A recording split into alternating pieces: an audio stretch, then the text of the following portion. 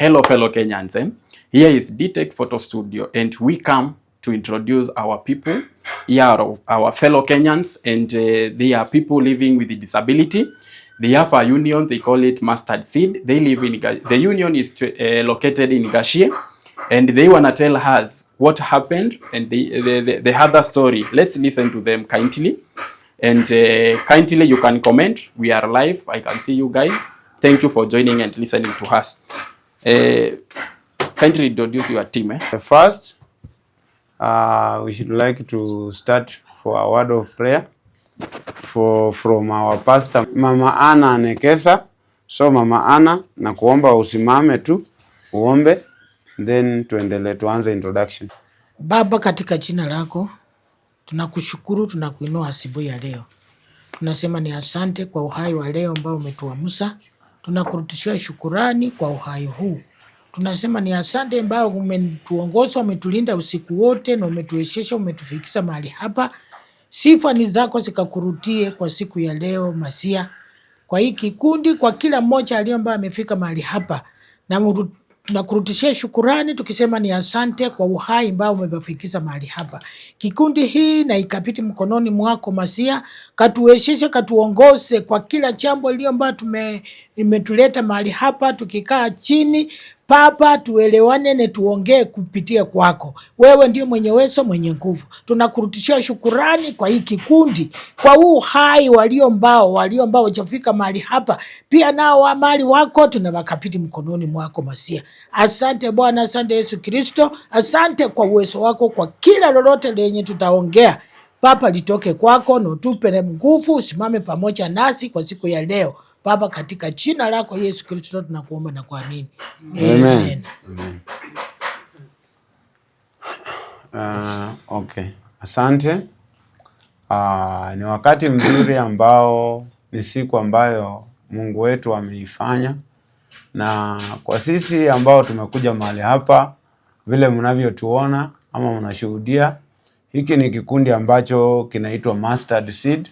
Ni kikundi ambacho kilisajiliwa mwaka wa 2021 na ni kikundi ambacho kimesajiliwa cha walemavu. Mnavyotuona hapa hivi, sisi ni wale ambao tumewakilisha kikundi hiki cha Mustard Seed ambacho kiko na members more than 47 members.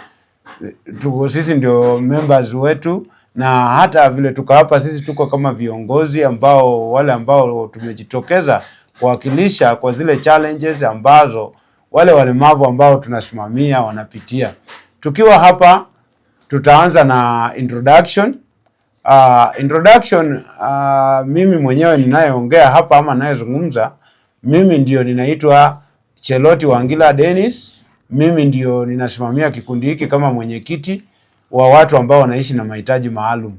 So kutoka hapa ninaenda kuintroduce, kuna mmoja wetu hapa ambaye ako hapa, ataweza inua mkono, ambaye anaitwa, huyu ndio assistant chairman, anaitwa Richard Ondoro. Alafu tuko na secretary, atasimama hapo nyuma, atainua mkono ya nini? Huyo ndio secretary ambaye anaitwa Frederick Mokaya. Yeye ako challenged na ulemavu ya mkono, ukiona mkono imekatwa. Then huyo ambaye ni assistant chairman ni mlemavu wa mguu ambaye tunaitwa physical, ulemavu wa physical. Na mimi pia ni mlemavu wa mkono huu ama upande huu ambao unaitwa physical. Then kutoka kwangu hapa tuko na our sister hapa ambaye yeye anaitwa Nancy Karongo. Nancy Karongo yeye ni caregiver, tunaita CG. Yeye ni caregiver ambaye kijana yake ndio mlemavu, na hata kwa hii kikundi bado yeye worked kama counselor wa kikundi hiki. Tukitoka kwa Nancy Karongo, tuko na dada wetu ambaye nimemwacha hapa, anaweza simama, anaitwa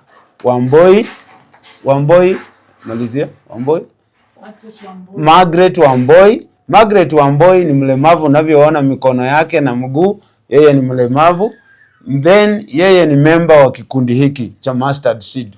Alafu tukienda hapa tuko na mtoto ambaye anaitwa Ryan Wairia. Ryan huyu ni mtoto ambaye mnamuona ambaye ni mlemavu, na yeye pia ni mwanakikundi, alijoin hii Mustard Seed na yeye ni memba wetu. Na pia tuko na dada hapo anaitwa Beatrice Mora. Beatrice Mora yeye ni treasurer wa kikundi hiki ambacho kinaitwa Mustard Seed cha walemavu. Yeye ulemavu wake ni ako na mguu ambaye ni artificial. Mguu ambao umeongezewa uko artificial. Yaani ako na mguu moja na mwingine ameongezewa. So Beatrice Mora yeye ndio treasurer wetu. Alafu pia tuko na our sister hapa anaitwa Ann Minayo. Ann Minayo ni msichana ambaye ni mama ambaye ako pia na watoto, but yeye kwa kikundi hiki yeye ni member na yeye ako na ulemavu wa yeye ni deaf. Ndio mnaona sign interpreter akiweza kumuelezea ajue kile ambacho tunazungumzia. So yeye ni mmoja ambaye ni member wa kikundi hiki. Alafu tukienda hapo mwisho ndio turudi kwa kiongozi hapa, tuko na mmoja wetu ambaye anaitwa Evelyn Moge. Evelyn Moge pia yeye ni deaf.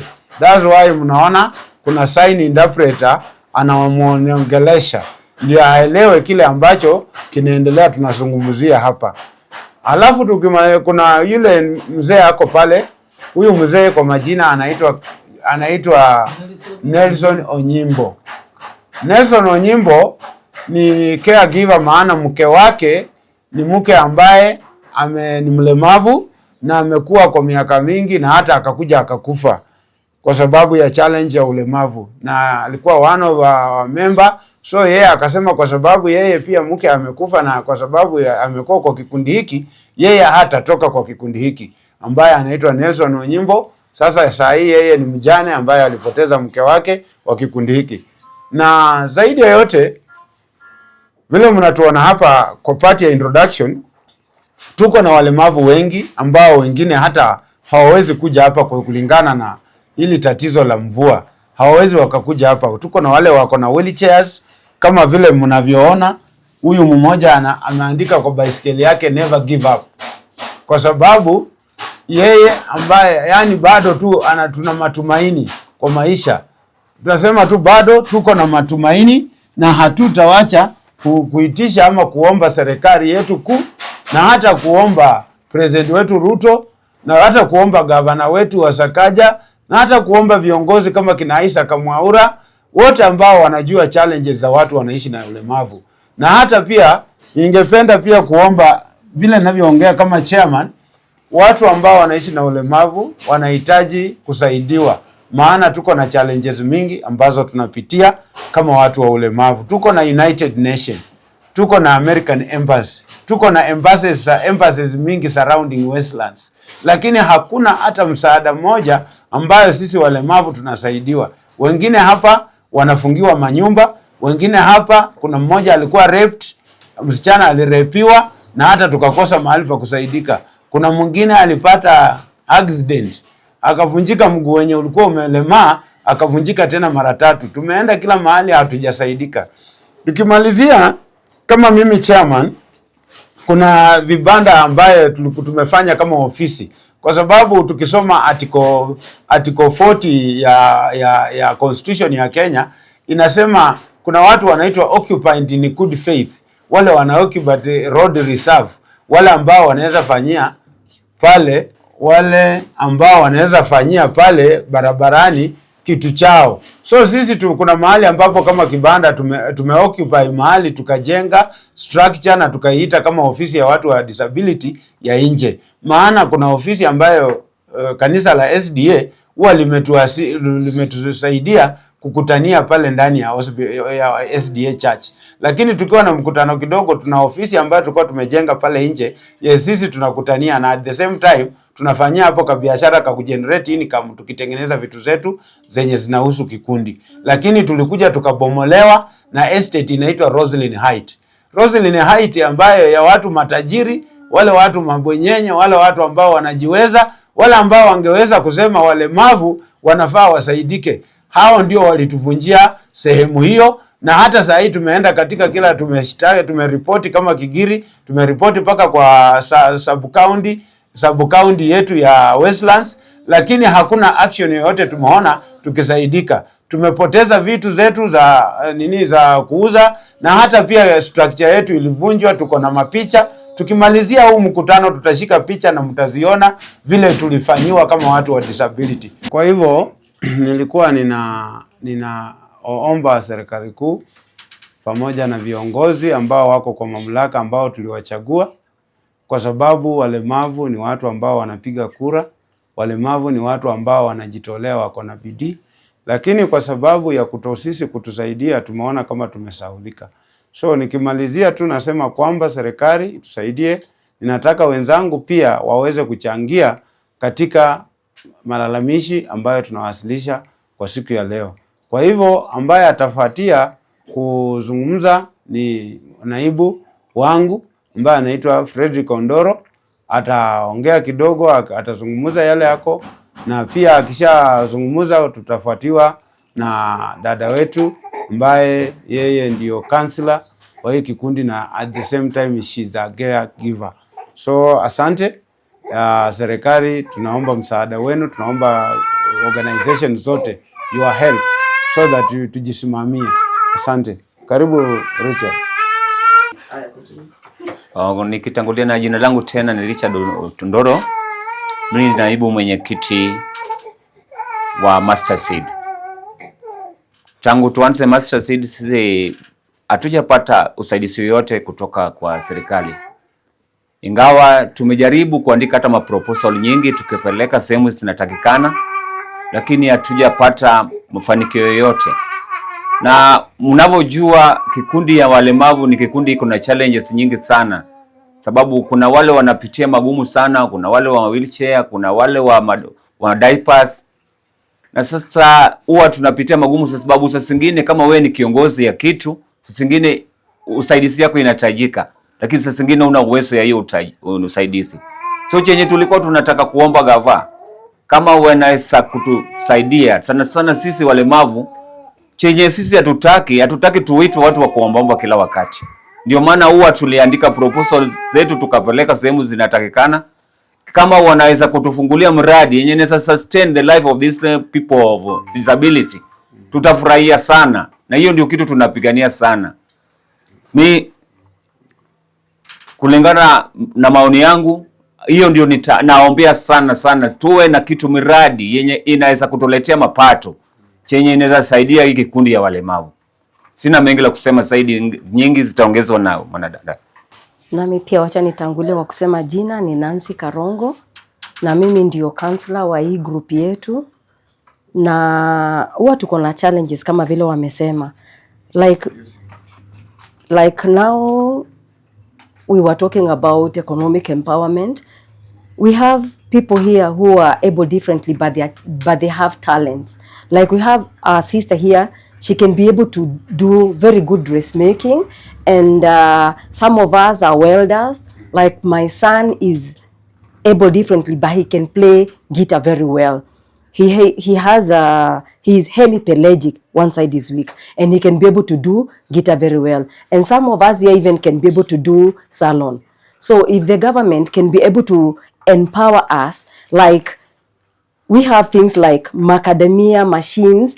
Some of us here can be able to source and do the macadamia oil. We also have an embroidery machine ambaye tumeandika kwa proposal but hatujajibiwa. Still, Mr. President, you also talked about taking other people in Singapore. Kindly remember us. Like me, I'm a caregiver. If you're not infected, you are affected. My son is infected with disability, although it is not a disease, and I am infected with my mind. What will I do? How will I take care of the boy?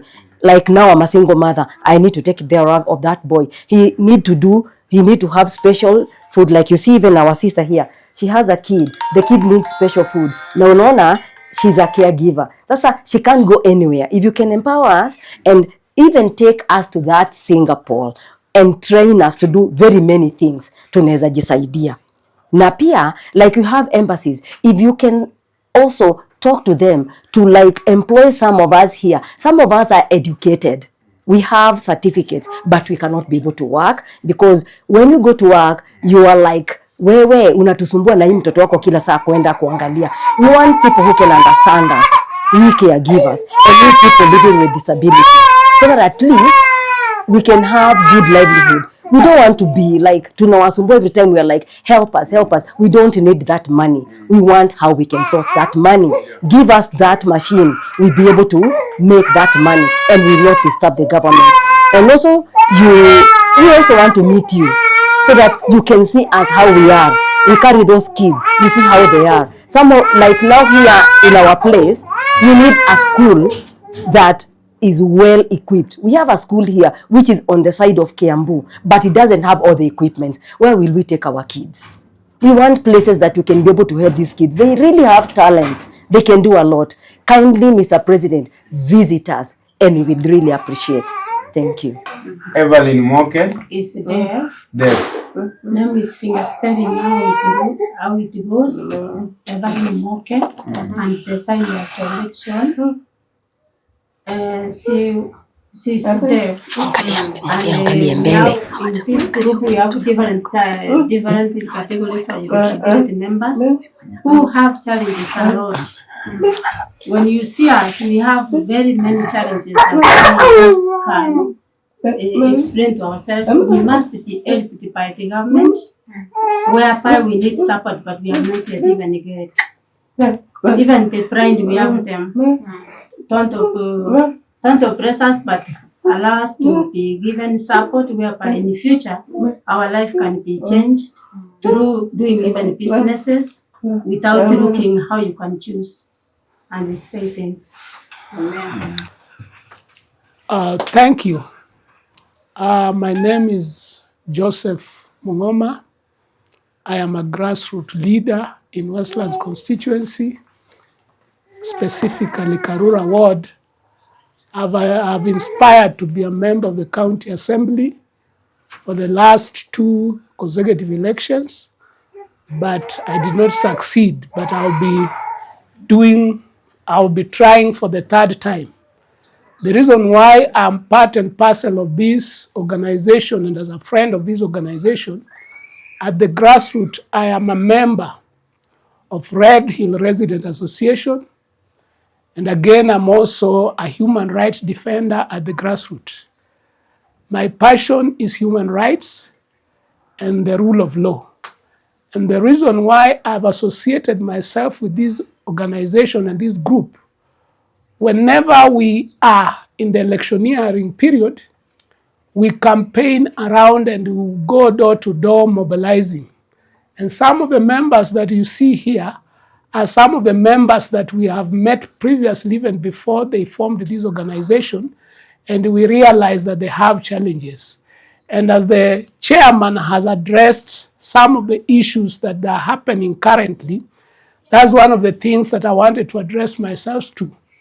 Recently, this group, which is situated within Westland constituency, Karura Ward in specific, he just explained that they have been donated a small office at Central SDA Church. And then opposite to SDA Church, at the road reserve, they have a space that they actually use for business and for meeting. They have created a makeshift.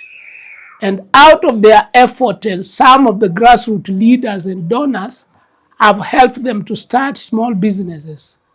But recently, that makeshift was brought down. And the reason why it was brought down, no one has addressed that issue. And I'll pick that one because I am a grassroots leader and an aspiring member of the county assembly who respects the rule of law. This organization is an organization that is protected under the Constitution. Our 2010 Constitution in Article 27, Article 54, and Article 56 addresses the issues that pertain to these people. And that means any organization, any group within that locality must address itself to the challenges of people living with disability. And as you can see, some of them are young mothers, some of them are youths, and some of them are caregivers. Under the Constitution, they are protected. And because the chairman has just addressed himself to the issues that happened recently, and which their space was vandalized, under Article 36, the rights of these people is protected under the Constitution. And because of that, we have followed up as a grassroots leader and as a political leader. We have written letters.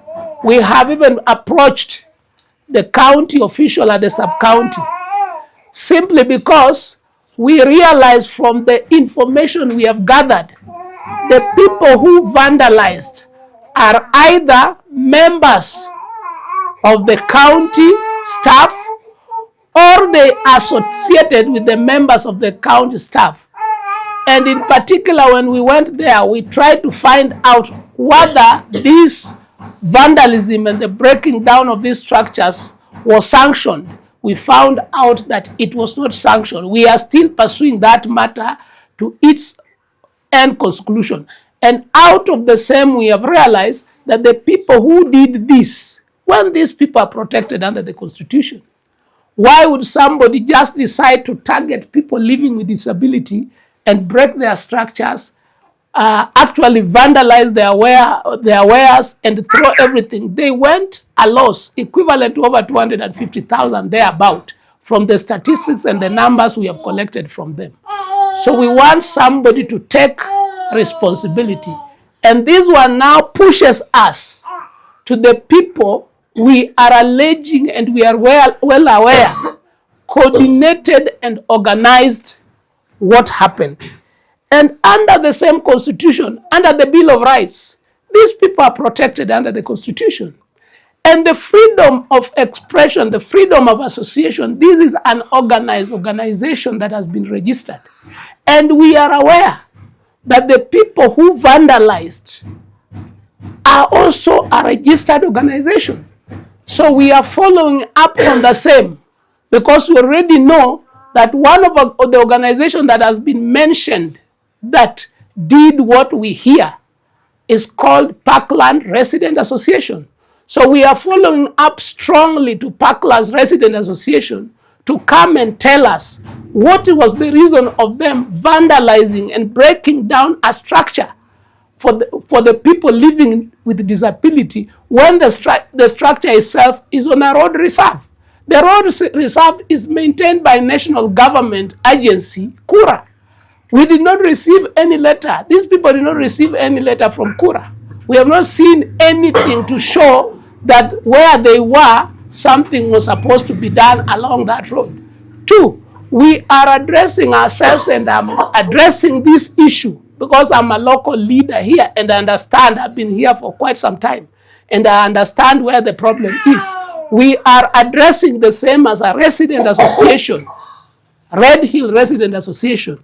We are putting this blame on the doorsteps of Roslyn Resident Association because we are well aware that the person who organized all this vandalism and breaking down of the structure that belongs to these people is a member, is a manager of Roslyn Resident Association. So we will bring that battle to their doorsteps simply because the Constitution addresses itself to the issues of the Bill of Rights. These people have the right of doing business. They have the right of dignity and they should not be discriminated against. So as a leader and as a member who supports such organization, I don't understand why somebody with a registered organization can come without even notice, even discussion, to come and break a structure that belongs to these people. As you can see, some of them have little children. A member, I've been given information that one member of this group whose shelter was brought down, her business was vandalized, has a child with a challenge. Right now, she's battling mental problem at Kenyatta National Hospital simply because her business was vandalized. So this is an issue that we must address. It is an issue that we must protect. And we are requesting, because we know the Office for People Living with Disability is in Westlands constituency. We will be addressing ourselves to get support from that organization to help people. We know the international communities around here. And we know these people are not terrorists. They are not a group that endangers the lives of the diplomats within the diplomatic enclave. So we want to address that these people need assistance so that they can put their life right, so that these people cannot become dependent on other things. So we will be addressing ourselves to those issues, and we're going to go further and seek for answers from Roslyn Resident Association and Parklands Resident Association, which we are well aware, and we followed up at the county government. We are well aware that these are the people who got involved. These people need to be compensated, they need to be assisted, and their business has to come back. They have to be assisted so that they can stand on their feet again and do what any other Kenyan citizen is able to do. Thank you so much. God bless you. Thank you.